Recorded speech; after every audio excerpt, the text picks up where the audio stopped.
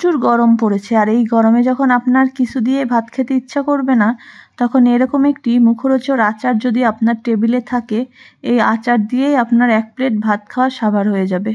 সবাই আমের আচার বানায়, আর আমি আমের আচার দিয়ে আরেকটা আচার তৈরি করেছি। হ্যাঁ, ঠিকই শুনেছেন, আমি একটা আচার দিয়ে আরেকটা আচার বানিয়েছি। তবে আমি এটা কোনো আমের আচার রেসিপি দেখাবো না। এটা আমার বাসায় সবসময় বানিয়ে রাখতে হয় শেষ হওয়ার আগেই। তো চলুন শুরু করি রেসিপিটি। এখানে আমি কিছু বোম্বাই মরিচ নিয়েছি, যেটা এবং কাঁচা এবং পাকা। কাঁচা পাকা নিলে ভালো হয়, এর কালারটা এবং ফ্লেভারটা দুটাই অনেক ভালো আসে এজন্য। তো প্রথমে আমি মরিচগুলো খুব ভালো করে ধুয়ে নিয়েছি। এরপরে একটা টিস্যু পেপার দিয়ে পানিগুলো মুছে নিতে হবে, আর টিস্যু পেপার দিয়ে অবশ্যই পানিগুলো শুকিয়ে নেবেন, না হয় আচার নষ্ট হওয়ার সম্ভাবনা থাকবে। এরপরে একটা কেচি নিয়ে এভাবে কুচি কুচি করে কেটে নিতে হবে। আপনারা চাইলে একটু বড় করেও রাখতে পারেন, কিন্তু আমি একটু ছোট ছোট করে কাটে নিতে পছন্দ করি, তো আমি ছোট ছোট করে কেটে নিয়েছি।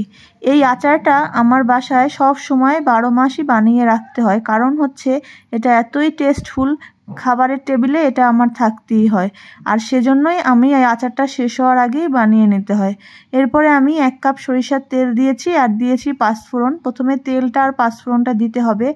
যখন পাঁচফোড়নটা একটু সুন্দর স্মেল আসবে, মানে একটু ভাজা ভাজা হয়ে আসবে, সেই পর্যায়ে আপনাকে 1 টেবিল চামচ আদা বাটা, 1 টেবিল চামচ রসুন বাটা, 1 চামচ ধনিয়া বাটা, এগুলো দিয়ে দিতে হবে। এগুলো কিন্তু অবশ্যই বেটে নেবেন, দেখবেন তাহলে আচারের একটা সুন্দর ফ্লেভার আসবে।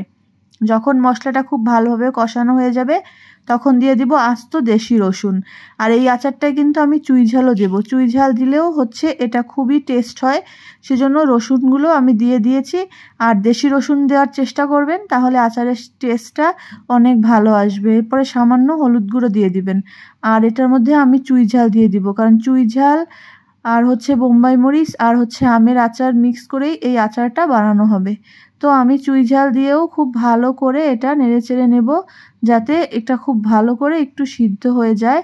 এরপরে আমি দিয়ে দিব কুচিয়ে রাখা বোম্বাই মরিচ। বোম্বাই মরিচটা একটু পরে দেবেন, তাহলে এটা একটু গোটা গোটা থাকবে। এরপরে বোম্বাই মরিচটা দিয়ে আবার ভালো করে আশিয়ে নিতে হবে। আর বোম্বাই মরিচটা যখন এই পর্যায়ে আসবে, তখন আপনার বাসায় যেই আমের আচার রেডি করা থাকবে, সেখান থেকে 3-4 চামচ আমের আচার দিয়ে দিবেন। আমের আচারটা মিলে এবং বোম্বাই মরিচ আর রসুনের এই ফ্লেভারটা মিলে এত সুন্দর একটা ফ্লেভার আসে আচারের, কি বলবো। আমি এখনই এর স্মেল মনে পাচ্ছি। তো সুন্দর করে আমের আচার দেওয়ার পরে আচারের কালারটা কিন্তু দেখুন আরও কত সুন্দর হয়েছে। আর এভাবে আমের আচারও দিতে পারেন, অথবা যে আম সেটাও দিতে পারেন। আমি আচারটা দেই, তাহলে মনে হয় যেন একটু বেশি টেস্ট হয়।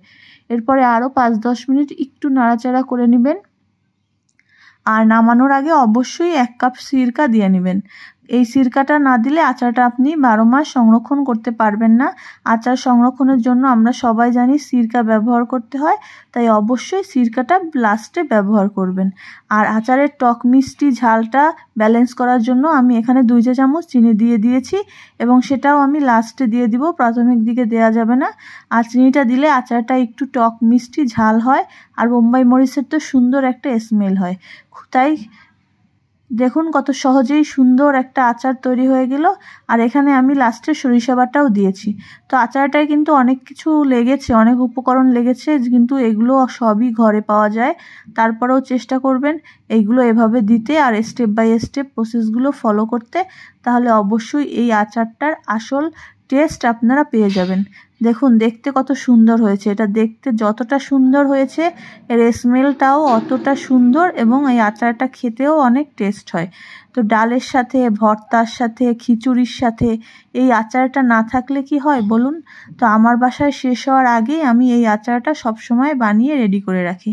তো কেমন হয়েছে আমার আচারটা অবশ্যই কমেন্ট সেকশনে জানাবেন। যারা আমার ইউটিউব পেজ থেকে দেখবেন, ইউটিউব চ্যানেলটি সাবস্ক্রাইব করবেন, আর যারা আমার ফেসবুক পেজ থেকে দেখবেন, অবশ্যই পেজটাকে লাইক ফলো দিয়ে যাবেন এবং শেয়ার করতে ভুলবেন না। সবাই ভালো থাকবেন, সুস্থ থাকবেন, সনিস কিচেন অ্যান্ড লাইফস্টাইলের সাথেই থাকবেন। আজ এই পর্যন্ত, আল্লাহ হাফিজ।